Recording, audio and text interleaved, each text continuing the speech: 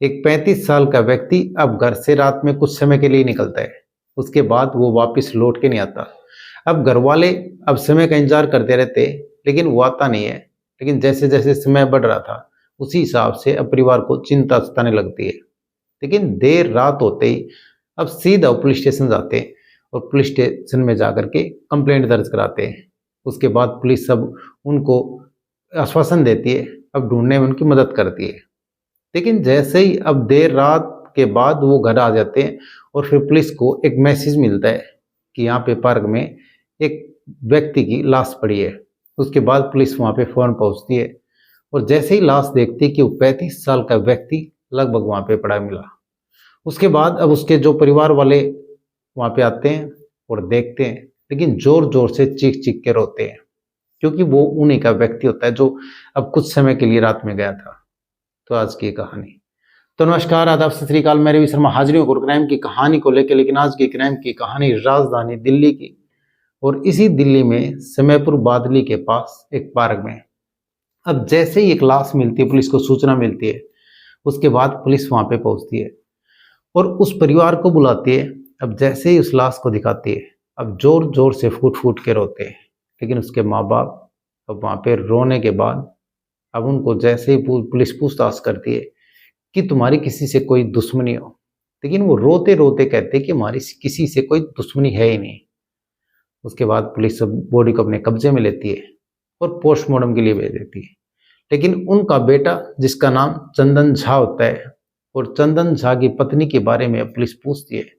उसके बाद अब उसके जो माँ बाप होते हैं, लेकिन पत्नी के बारे में बताते हैं कि उसके पत्नी का नाम रानी होता है। अब वो गुजरात में रहती है, लेकिन अब पति यहाँ पे रहता था दिल्ली में माँ बाप के पास, लेकिन पत्नी गुजरात में रहती थी। उसके बाद अब पुलिस उसकी जो पत्नी है जो गुजरात में रहती है, रानी, अब रानी के पास कांटेक्ट करती है, उससे पूछताछ करती है। लेकिन वो जैसे जैसे बताती है, उसके बाद उसने बताया कि वहाँ पे अब मेरे पति रहते थे, लेकिन उनका किसी अब महिला के साथ उसकी दोस्ती थी, जिसका नाम बताया रीमा। अब रीमा के साथ उनके अवैध संबंध थे। और उसके बाद जैसे ही ये सब बताया, अब पुलिस फिर आगे की कार्रवाई करती है, लेकिन रीमा से बातचीत करती है, लेकिन रीमा कुछ बताती नहीं है। उसके बाद अब फिर से अब जो उसकी पत्नी होती है, अब जो गुजरात रहती थी रानी, उसकी फ़ोन की सीटीआर निकलवाती है।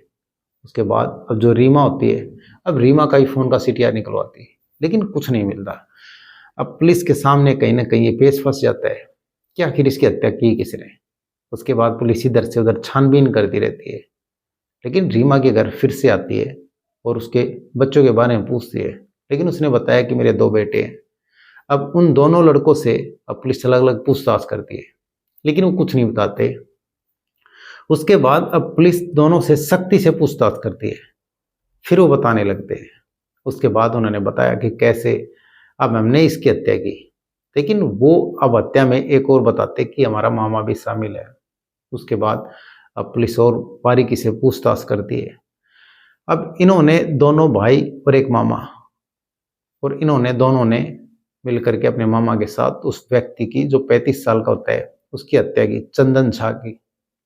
अब पुलिस पूछती कि आखिर हत्या क्यों की, तुम्हारा इसने क्या बिगाड़ा था। उसके बाद ये बताते कि हमारी घर इसका आना जाना था, और एक दिन हमने अपनी माँ के साथ इसको गलत देखा था। हमारी माँ के साथ इसके अवैध संबंध थे, और इसको कई बार समझाने की कोशिश की, लेकिन इसको समझ नहीं आया।